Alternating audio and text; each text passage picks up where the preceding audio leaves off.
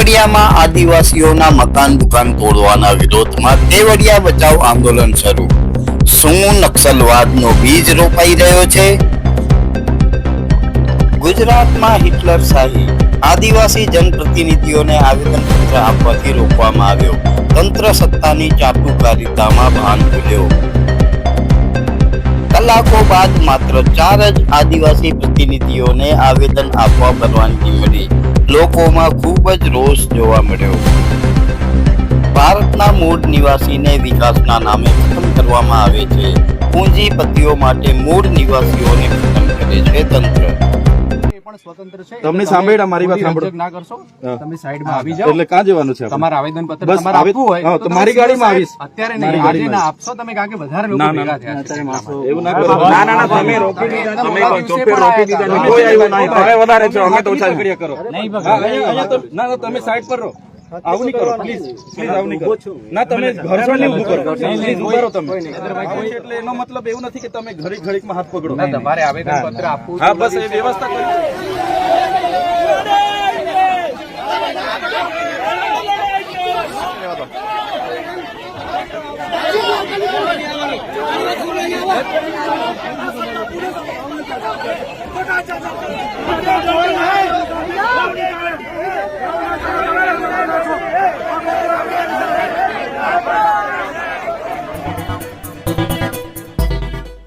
નમસ્કાર, આવાજ જનતા કી માંથી હું દતેશ ભાવસાર. ગુજરાત અને દેશની સ્થિતિ હાલમાં એવી થઈ ગઈ છે કે જે સરકારો અત્યારે સત્તામાં છે તેમને વિરોધનો સૂર બિલકુલ જ પસંદ નથી. આપણે એના અનેક ઉદાહરણો જોયા. અનેક એવા પત્રકારો ઉપર કેસ કરવામાં આવ્યા. હાલમાં ખાસ આપણે ગુજરાતની વાત કરીએ તો ગુજરાત સમાચારના જે માલિકો છે એમને પણ કઈ રીતે ખોટી રીતે ઈડીના માધ્યમથી હેરાન કરવામાં આવ્યું. આજે જ માનનીય સુપ્રીમ કોર્ટે ઈડીના બાબતે બહુ જ સખત ટિપ્પણી કરેલી છે, કેમ કે ઈડી એ જે સંવૈધાનિક ઢાંચો છે એને ખતમ કરવાનો પ્રયાસ કરી રહી છે. એટલે સુધી માનનીય અદાલતોએ કર્યું.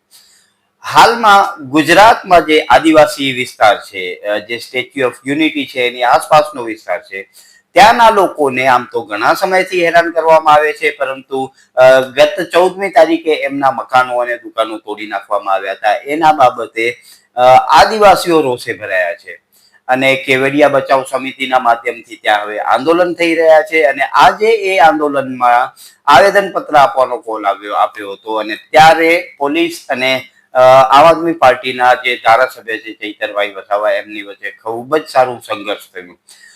જોકે આ મામલામાં આવેદનપત્ર આપવાની વાત હતી એટલા માટે ખૂબ મોટી સંખ્યામાં લોકો જોડાયા હતા અને જે સમિતિનો કોલ આપવામાં આવ્યો હતો એના પગલે અનેક વિસ્તારોમાંથી આદિવાસીઓ ત્યાં આવ્યા હતા. અને આ જે સરકાર તરફથી એમના ઉપર અન્યાય કરવામાં આવ્યો છે, કેમ કે આદિવાસી એ વિસ્તારના પોતે માલિક છે. અને જેમ આપના ધ્યાનમાં હશે કે શેડ્યુલ 5 અને શેડ્યુલ 6 મુજબ આદિવાસીઓના વિશેષ અધિકારો રહેલા છે, પરંતુ હાલની સરકારો એવા કોઈ અધિકારો માનતી નથી. અને જે આદિવાસી લોકો છે એમના ઉપર હંમેશાની જેમ દમનની નીતિ ચાલુ છે. એના માટે ખૂબ જ મોટો વિરોધ થઈ રહ્યો છે. આજે 22મી રોજ તમામ આદિવાસી સમાજના તમામ આગેવાનો અમે ભેગા થઈને અમારે આવેદનપત્ર આપીને જે પણ ડિમોલેશન ગેરકાયદેસર કર્યું છે એના વિરોધમાં અમે આજે ભેગા થવાનું આહવાન હતું. અમે બધા જ કેવડિયા ખાતે હતા. ઘણા લોકોને ડિટેન પણ કર્યા છે, ઘણાને નજરકેદ પણ કર્યા છે. ત્યારે આ અસરગ્રસ્તોની જમીનો આમાં બધી ગઈ છે અને એ લોકોને આજે ઘર તોડી નાખવામાં આવે, એમને ઘરબાર વગરના કરી દેવામાં આવે. ત્યારે અમે સમગ્ર બધા જ લોકોની માંગ હતી કે અમે બધા જ સાથે જઈને રજૂઆત કરીશું.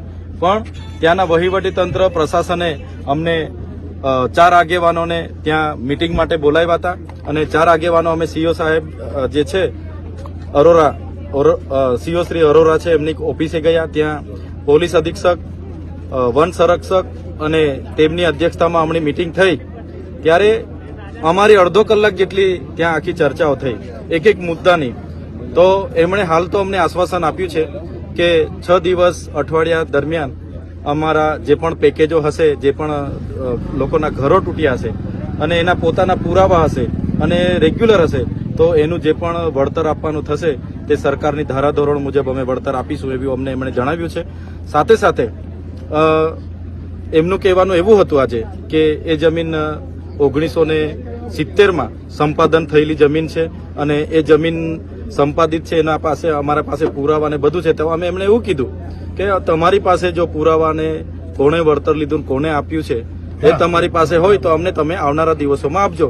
તો દિન 6 અઠવાડિયા બાદ એમણે તમામ પુરાવા અને જે લોકોના તોડેલા છે ને કદાચ એમની પાસે પોતાની માલિકીના ઘર તૂટી ગયા છે તો એમને વળતર આપવાની પણ એમણે અમને આજે આશ્વાસન આપ્યું છે. તો જોઈએ છે અમે આ લોકોને ન્યાય માટે આવનારા દિવસોમાં કાર્યક્રમો ફરી પણ આવા મોટા આપવાના થશે તો અમે આપીશું અને અમારા લડત જે છે એ સડકથી લઈને સદન સુધી ચાલશે. જ્યારે આવેદન પત્ર આપવાની વાત હતી એ માટે જે પરમિશનો માંગવામાં આવી હતી એ પરમિશન આપવામાં ના આવતા અંતે લોકોએ પોતાના અધિકાર સમજી અને જ્યારે આવેદન પત્ર આપવા માટે ભેગા થયા ત્યારે પોલીસના માધ્યમથી એ લોકોને હેરાન કરવામાં આવ્યા અને આવેદન પત્ર આપવા માટે રોકવામાં આવ્યો. ઘણા બધા એવા આદિવાસીઓ નેતા છે તેમને હાઉસ અરેસ્ટ પણ કરવામાં આવ્યા અને નાની મોટી સંખ્યામાં જ્યાં જ્યાં આદિવાસી લોકો ભેગા થયા તેમને પોલીસના માધ્યમથી દબાવી અને ડિટેઇન કરવામાં આવ્યા. માનનીય અદાલતના પણ ઘણા બધા એવા આદેશો છે અને ભારતના સંવિધાન પણ એવું કહે છે કે જે લોકો શાંતિપૂર્વક વિરોધ કરે છે અથવા પોતાની વાત તંત્રો પાસે રજૂ કરવા માટે આવે છે તો એમને સંપૂર્ણ અધિકાર છે એ કરવાનો. પરંતુ હાલ આપણે જાણીએ છીએ કે ભારત દેશમાં લોકોના અધિકારો માટે લોકોના અધિકારોની કોઈ જ કિંમત હોય એવું નથી લાગતું. આપણે ઘણા બધા એવા કિસ્સાઓ જોયા છે કે જેનામાં આદિવાસીઓને ખૂબ જ પરેશાન કરવામાં આવે છે. તમને ધ્યાનમાં હશે કે મધ્યપ્રદેશમાં એક જે રાજકીય પક્ષનો વ્યક્તિ હતો એ આદિવાસી વ્યક્તિ ઉપર કઈ રીતે લઘુશંકા કરતો પકડાયો હતો અને એ મુદ્દો પણ ખૂબ જ ચર્ચામાં આવ્યો હતો. ગુજરાતની વાત કરીએ તો ગુજરાતમાં સ્ટેચ્યુ ઓફ યુનિટી બનેલો છે એ વિસ્તાર આદિવાસી વિસ્તાર છે અને ત્યાં કને જે બારફળિયા ગામ આવેલો છે તે ગામમાં લોકોને પણ જ્યારે જ્યારે વીઆઈપી લોકો આવતા હોય છે ત્યારે હાઉસ અરેસ્ટ કરી લેવામાં આવે છે. હવે એ લોકો પોતાના કામ ધંધા નથી કરી શકતા કેમ કે મોટાભાગે જે આદિવાસી લોકો હોય છે એ જંગલની પેદાશો ઉપર નિર્ભર રહેતા હોય છે અને વધારામાં સ્ટેચ્યુ ઓફ યુનિટીમાં પાસે જ્યારે પણ ઉતારવું આવે છે, જ્યારે પણ મહેમાનો આવે છે, સહેલાણીઓ આવે છે, એમને નાની મોટી ચીજ વસ્તુઓ વેચી અને તેઓ પોતાનું ગુજરાન ચલાવે છે. પરંતુ એવા લોકોને પણ ઘણી બધી વખત એમની નાની નાની દુકાનો, કેબિનો કે મંડપમાં બાંધીને જેઓ ધંધો કરતા હોય છે એમને પણ ત્યાંથી દૂર કરી દેવામાં આવ્યા છે. અતીતમાં એવા ઘણા બધા દાખલાઓ છે. અતીતમાં આપણે દક્ષાબેન તડવીની જે સ્ટોરી કરી હતી એ સ્ટોરી પણ ખૂબ જ વાયરલ થઈ હતી અને એ દક્ષાબેનનો પણ મુદ્દો એવો જ હતો કે જે સ્ટેચ્યુ ઓફ યુનિટીની બાજુમાં બસ સ્ટેન્ડ બનેલો છે જે એ એમના વડીલોની જગ્યા હતી પરંતુ એ જગ્યા સરકારે એમની પાસેથી લઈ લીધી અને અંતમાં એ મામલો કદાચ કોર્ટમાં ગયો છે. પરંતુ જેમ શેડ્યુલ 5 અને 6 મુજબ આદિવાસીની જે જમીન છે એ ગેર આદિવાસી કોઈ જ લઈ શકતો નથી. ગેર આદિવાસીમાં સરકાર પણ આવી જાય છે. એટલે આવા લોકોની જમીનો લેવા માટે જ વિધાનસભામાં ઘણા બધા કાયદાઓ બનાવવામાં આવે અને જ્યારે એ લોકોના પ્રતિનિધિ એ એકલ લોકલ પ્રતિનિધિ હોય એનો વિરોધ કરે તો પણ વિધાનસભામાં એ ખરડો પસાર થઈ જાય. એટલે જે આદિવાસીઓ છે જે પોતાને મૂળ નિવાસી ભારતનું કહે છે એવા લોકો ઉપર જે દમનની પરિસ્થિતિ થઈ છે એ સ્થિતિ ખૂબ જ ગંભીર થઈ છે. દર્શક મિત્રો, તમને જણાવી દઉં કે સ્ટેચ્યુ ઓફ યુનિટીની આસપાસના જે ગામો છે એ ગામોમાં જે આદિવાસી લોકો રહે છે એમને પોતાના પાકા મકાન બનાવવાની મનાઈ છે. એટલે કે એ વ્યક્તિઓ પોતાની પાકી છત નથી બનાવી શકતા કેમ કે એમને એવું કહેવામાં આવે છે કે તમને આ બનાવવાની પરમિશન નથી. પરંતુ એ વિસ્તારમાં અનેક એવી પ્રોપર્ટીઓ છે, અનેક એવી પ્રોપર્ટી છે જે 5-5, 6-6, 7-7 માળની બનેલી છે. હવે ધંધો કરવા માટે એ પ્રોપર્ટીનો ઉપયોગ થાય છે. ધંધો થાય સારી વાત છે. તો જો ધંધો કરવા માટે આવી મોટી પ્રોપર્ટી બનાવવા દેવામાં આવતી હોય અને આદિવાસી લોકોને જો મકાન બનાવવાની મનાઈ હોય તો આ એક જ દેશમાં બે પ્રકારના કાયદા શા માટે છે? હવે આનો જવાબ જ્યારે પણ આદિવાસી લોકો સત્તા પાસે મેળવે છે ત્યારે પોલીસના માધ્યમથી એમને દબાવી દેવામાં આવે છે અને અત્યાચારો કરી અને આદિવાસી લોકોને હેરાન કરી અને દમન દબાવી દેવામાં આવે છે. એવા ઘણા બધા દાખલાઓ છે. તમને ધ્યાનમાં હશે કે કોવિડના સમયથી પહેલે જ્યારે આ આદિવાસી લોકોના એ વિસ્તાર હતા 74 ગામને એ જમીન સરકારને હસ્તગત કરવી હતી. ખૂબ જ મોટા આંદોલનો થયા. ત્યારબાદ સરકારે એ નીતિને માંડી વાળી, પરંતુ કોવિડનો સમય આવ્યો ત્યારે કોવિડના સમયે આ જે 74 ગામો હતા એ પૈકીના 14 ગામોને સૌથી પહેલા સરકારે ટાર્ગેટ કર્યા. એ હસ્તગત કરી પછી એનામાં ગામોનો વધારો કર્યો અને અંતે એ આખો વિસ્તાર છે એ સરકાર પોતાના હસ્તગત કરી લેતી હોય એવા અનેક ઉદાહરણો પણ આપણી પાસે છે. ચૈતરભાઈ વસાવા ખૂબ જ મજબૂતીથી લડી રહ્યા છે.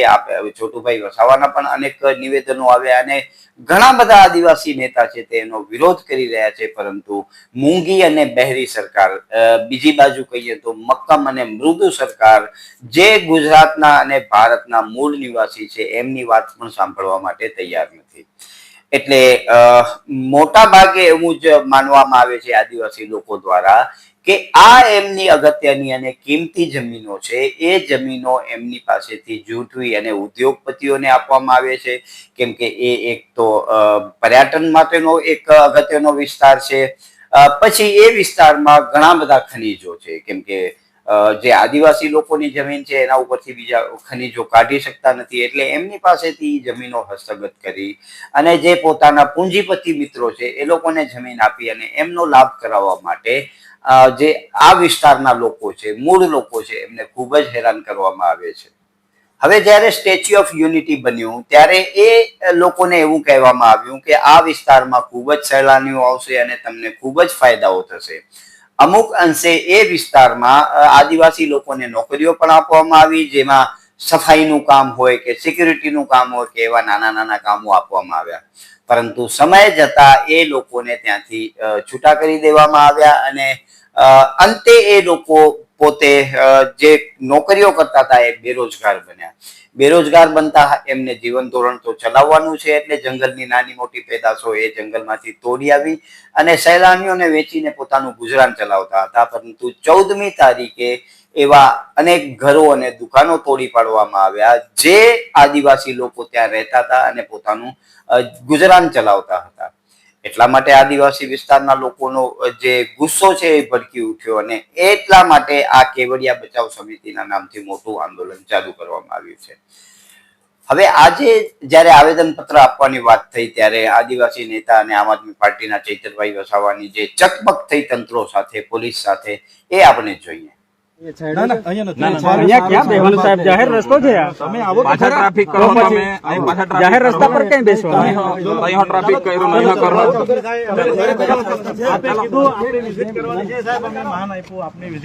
એટલે અમે મંદિર છે, ચર્ચા કરી લઈએ. આવો આવો આપ બેઠ ગયા. હા, એટલે હાના માટે બેઠીએ? નહીં બેઠીએ ને, ચર્ચા ના, હાના માટે બેઠીએ? ચર્ચા કરી. ના ના, અહીંયા જ કરો ને ચર્ચા. હાના માટે બેઠીએ અમે? ક્યાં ચર્ચા કરી? અમે આવેદન પત્ર આપવા માટે કેવડિયા જતા છે, તમે શું કામ અટકાવો છો? એ કેવું? नहीं अटकाओ, पहली बात तो आपको परमिशन है। એટલે આવેદન આપવા માટે હાની પરમિશન ની જરૂર છે? आवेदन આપવા માટે आपको बाहर से 50 राज्य से बुलाने की जरूरत नहीं है लोगों को। એટલે આપણે દેશમાં 50 રાજ્ય છે. नहीं नहीं, आप हमारी આવી વાત નહીં કરો, તમે જવાબદારીથી વાત કરો ને યાર. હું 50 રાજ્યો? नहीं नहीं, आप पहले આવી જવાબદારીથી વાત કરો. 50 રાજ્ય વાળી વાત નહીં મને શીખવો. હા, જવાબદારીથી વાત કરો. હું કરવાનું છે? અમારે આવેદન આપવાનું છે.